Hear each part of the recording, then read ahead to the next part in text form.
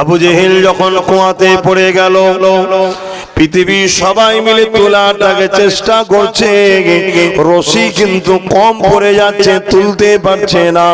তখন সে আবু জেহেল বুঝতে পেরে গেল এটা আমার ভাইপো মুহাম্মাদের জন্যই হয়েছে, তাকে আমি বিপদে ফেলতে গেছি, আজ আমি বিপদে পড়ে গেছি, তাই তাকে যে একটু খবরটা দাও। আমার রাসূলুল্লাহকে খবর দিল। আল্লাহ নবী আগে এলেন। আবু জেহেল বলতে লাগলো আমার বড় ভুল হয়ে গেছে, আর কখনো তোমার বিরোধী করব না, আমাকে একটু সাহারা দাও, বাঁচাও। আল্লাহ নবী হাতটা বাড়ালো, আবু জেহেল উঠে চলে আসলো। এই যুবক কপাল ফাটা হলে এরকমই হয়, আল্লাহ সুযোগ দেয় বারবার পরিবর্তন হবার, কিন্তু কপাল ফাটা কখনো পরিবর্তন হতে পারে না। ওই কপাল ফাটা আবু জেহেল উঠে কি বলেছিল, মুহাম্মদ তুমি কত বড় জাদুকর। আজকের এই শয়তান কোন সুযোগ পায় পরিবর্তন হবার, কিন্তু কপাল ফাটা। এরা জাহান্নামে যাওয়ার আগ পর্যন্ত পরিবর্তন হবে বলে মনে হয় না। এ নজওয়ানেরা, আল্লাহ নবী নূর নবী দয়া নবী রাহমাতাল লিল আলামিন জানিয়ে দিয়ে গেলেন, হে আমার উম্মত উম্মতিরা, কাল কিয়ামতের ময়দানে আযাব জাহান্নামকে টেনে নিয়ে এসে আরশের বাপাশে বাঁধা হবে। যুবক গল্প বলছি না, রাসূলুল্লাহর হাদিস বলছে। আল্লাহ নবী বললেন জাহান্নামকে নিয়ে এসে আরশের বাপাশে বাঁধা হবে, ৭০,০০০ জিনজিল দিয়ে বাঁধা হবে। এক একটা জিনজিলে ৭০,০০০ করে ফেরেশতা ধরে রাখবে, তথাপিও জাহান্নামকে ধরে রাখতে পারবে না। এই ভয়ানক কথা শুনে হযরতে মাওলা আলী শেরে খোদা এমন করে চোখের পানি ফেলে কাঁদে আর বলে, ইয়া রাসূলুল্লাহ হাবিবাল্লাহ, আমাদের সেদিন কি হবে উপায়? আল্লাহ নবী বলেছিল, আলী চিন্তা করো না, তুমি আমি হাসান হুসাইন আর ফাতেমা আল্লাহ পাকের আরশ আজিমের উপরে জান্নাতি খানা খাবো। আরো জোরে বলুন সুবহান। আল্লাহ নবী নূর নবী দয়া নবী ১৫০০ কিছু কম বেশি হয়ে গেল, দুনিয়ার জমিন থেকে আখিরাতের দিকে রওনা দিয়েছে। কিন্তু মনে রাখবেন নবী আমার সশরীরে রওজা মোবারকে এখনো জিন্দা হায়াতে রয়েছে।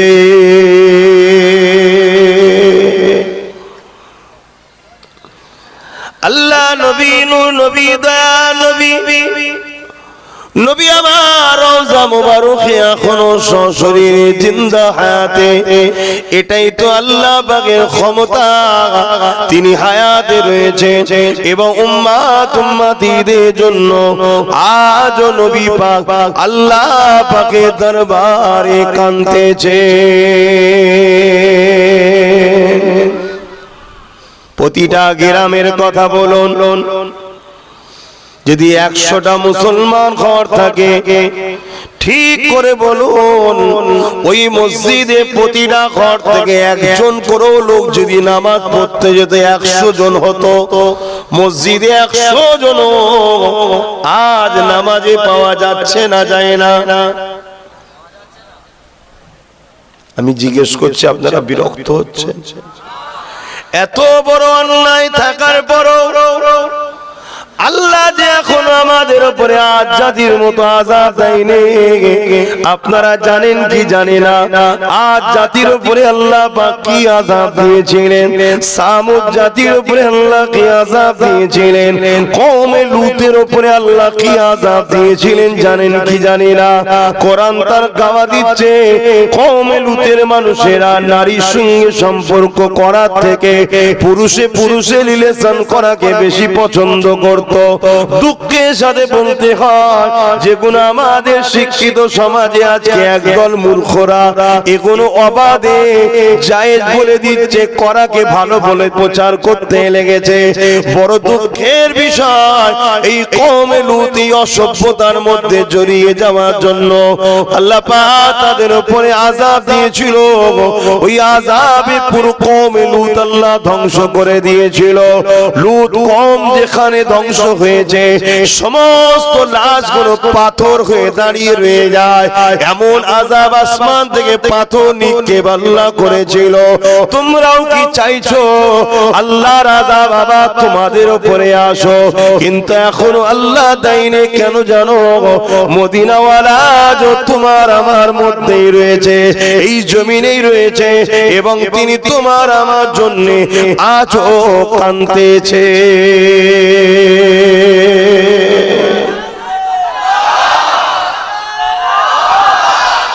আল্লাহ নবী, নবী দয়া নবী তিনটে জিনিস পৃথিবীর জমিনে রেখে গেলেন, কিতাবুল্লাহ, সুন্নাত রাসূলি ও আহলে বাইতি আমার আহাল নবী জানালেন।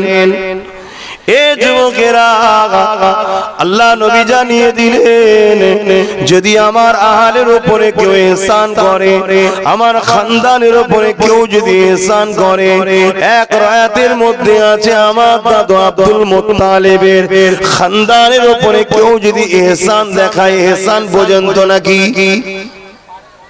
একটু হাকি না বলে, ইহসান দেখায়, দরদ দেখায়, সাহায্য করে, আমি রাসূলুল্লাহ জানিয়ে দিই, ওই ব্যক্তি যদি ইহসান চুকাতে না পারে, আমি নবী পাক তার ইহসান খানা চুকিয়ে দেব।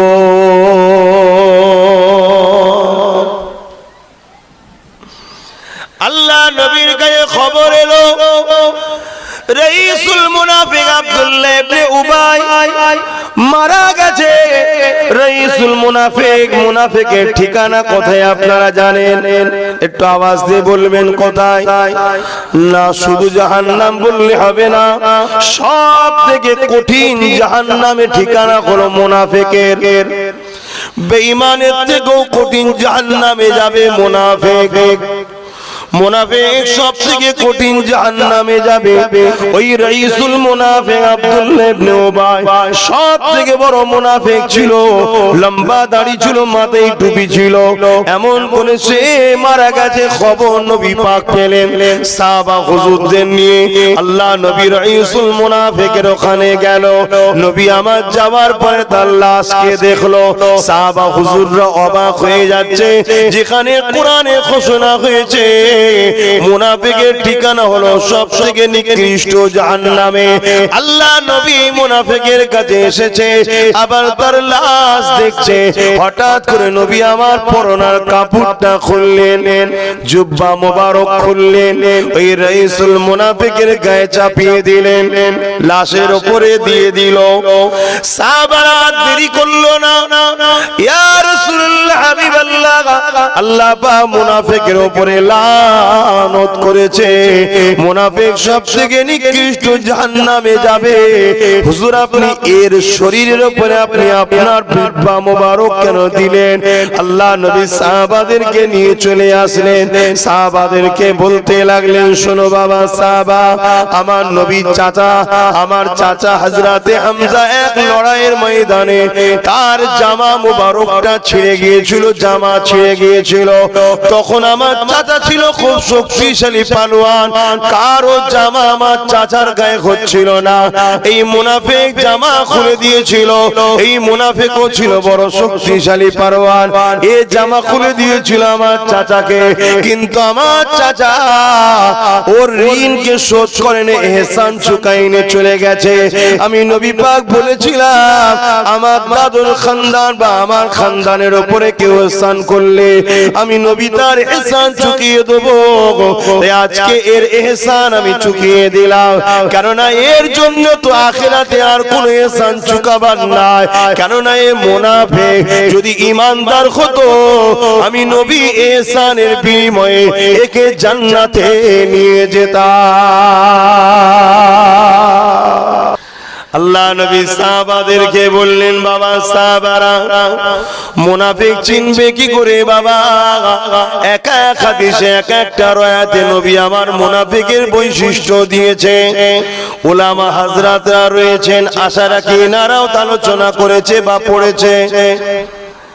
একা এক হাদিসে মুনাফিকের একটা বৈশিষ্ট্য দিয়েছে। আল্লাহ নবী মুনাফিকের একটা বৈশিষ্ট্যের মধ্যে বলেছে যে ঘন ঘন মিথ্যা কথা বলে ও একজন মুনাফিক, যে ওয়াদা বেখিলাফ করে ও একজন মুনাফিক। যেমন কেউ ওয়াদা করলো তুমি যদি আমার পাশে দাঁড়াও আমি এটা দেবো তোমায়, বা তুমি যদি এই টাকাটা দাও আমি অমুক দিন ফিরিয়ে দেবো, ওয়াদা খেলাফ করলো সেও একজন মুনাফিক। কেউ কথা দিল আমি তোমাকে এটা দেবো ওটা দেবো, কিন্তু সে দিল না, কথা মিস করলো, সে একজন মুনাফিক। এ যুবকেরা, তরুণেরা, বাপেরা মনে রাখবেন আল্লাহ নবী জানিয়ে দিলেন মুনাফিকের অনেক সংজ্ঞা রয়েছে। মুখে এক বলে অন্তরে আর এক থাকে, এটাও একটা মুনাফিকের আলামত। আল্লাহ নবী আরো একটা হাদিসে মুনাফিকের আলামত বলেছে। বাবা সাহাবারা শোনো শোনো, যারা মুনাফিক হবে তারা আমার খানদানের সমালোচনা করবে। যারা মুনাফিক হবে তারা আমার খানদানের সমালোচনা করবে না, আর যারা মুনাফিক হবে তারা আমার খানদানের সমালোচনা করবে। তাহলে নবী খানদানের সমালোচনাকারীকে নবী পাক বলছে তারা হলো মুনাফিক। তাহলে সমাজে আমাদেরকে দেখতে হবে কারা নবী খানদানের সমালোচনা করে, কারা কথা দিয়ে কথা মিস করে, যাদের মুখে দিলে আর এক আছে, কারা আছে এরা হবে মুনাফিক। তাহলে আমরাও যদি এই রকম কাজ করে বেড়াই আল্লাহ নবীর হাদিসে মুনাফিক হয়ে যাব।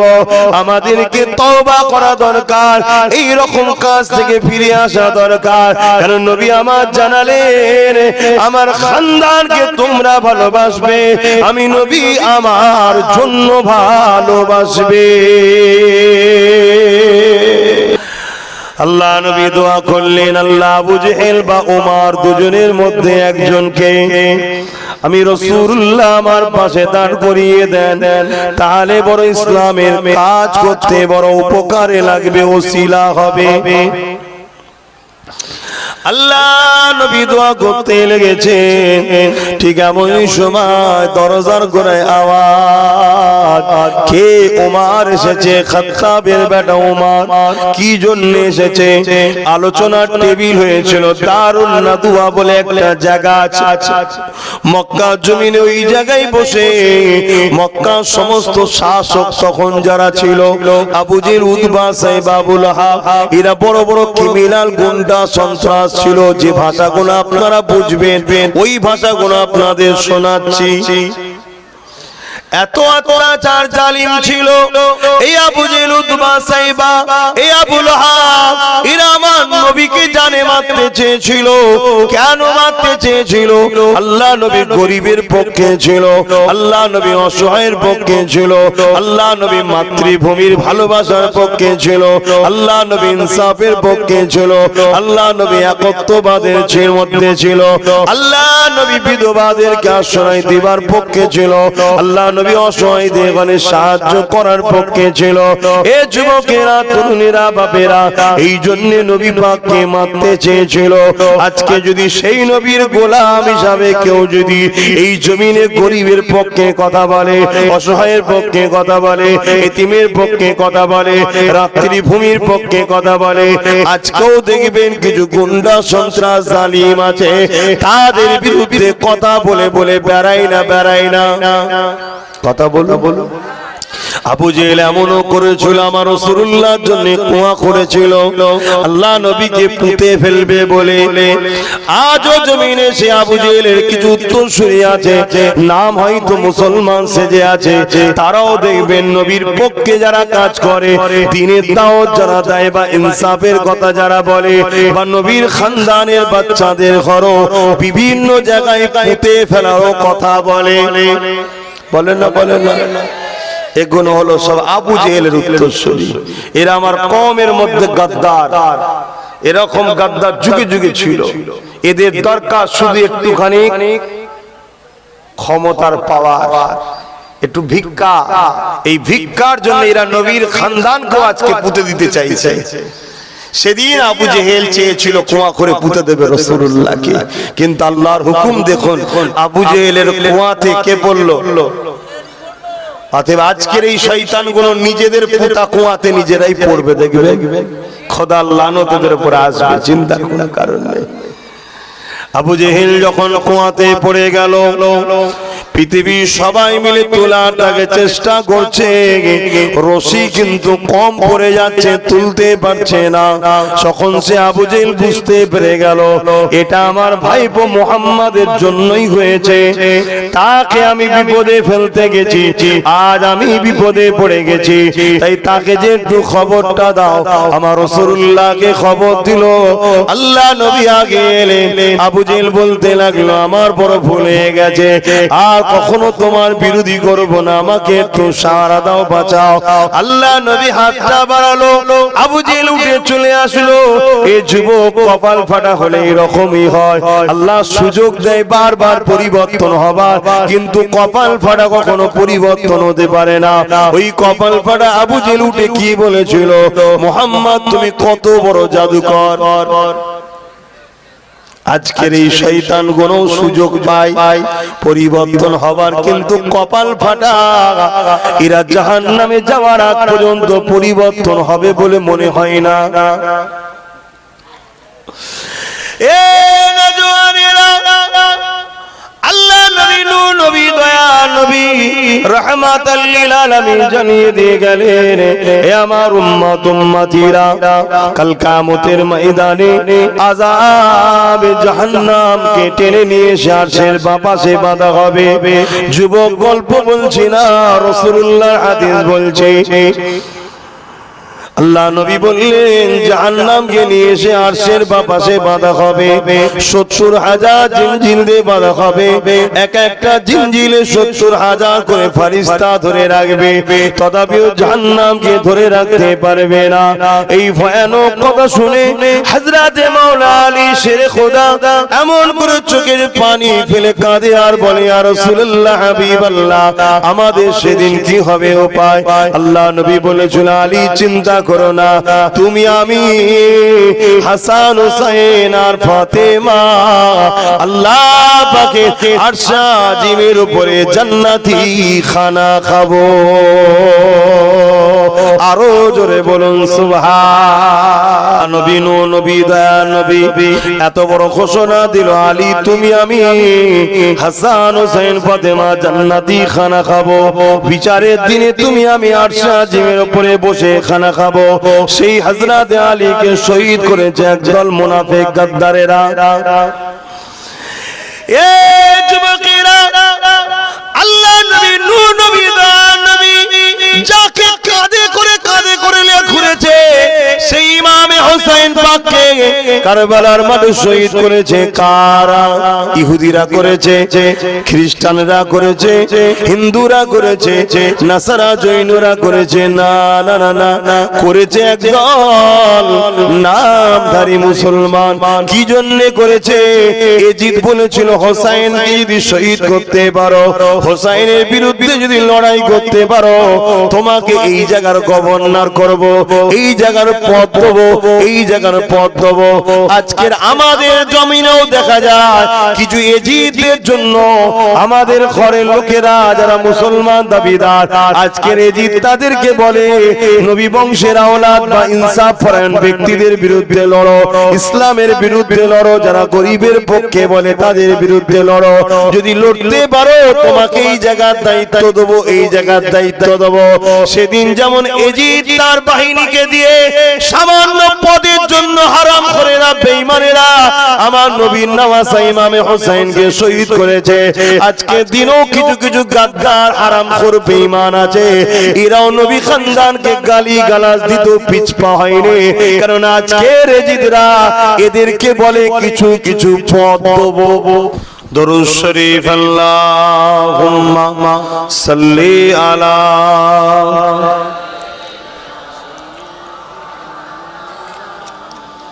ওয়ালা আলি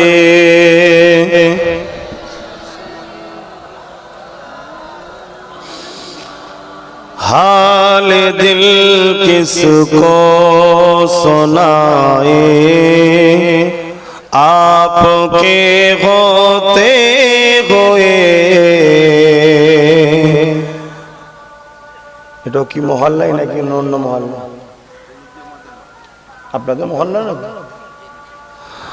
हाल दिल किसको सुनाए आपके होते हुए क्यों किसी के दर पे जाए आपके होते हुए हाल दिल किसको सुनाए आपके होते हुए।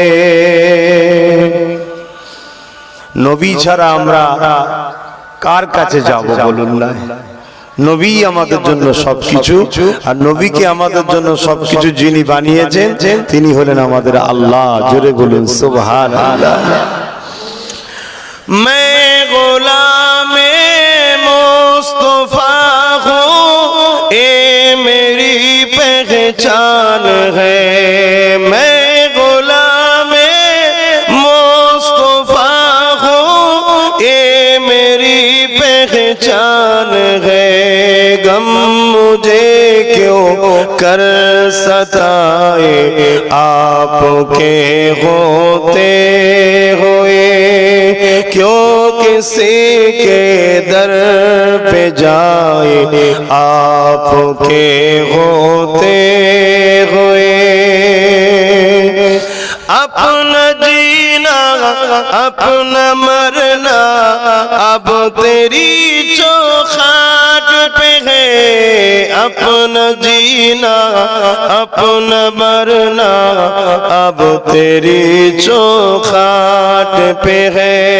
हम कहाँ सरकार जाए हम कहाँ सरकार जाए आपके होते हुए। अल्लाहुम्मा सल्ली अला सय्यिदना मौलाना मुहम्मद व अला आलिहि। আসসালামু আলাইকুম। আমরা দেখছি দাদা হুজুরদের নিত্য নতুন ওয়াজ আর গজল পেতে আমাদের চ্যানেলটি সাবস্ক্রাইব করুন, ঘন্টি বেল আইকন দাবিয়ে আমাদের পাশে থাকুন।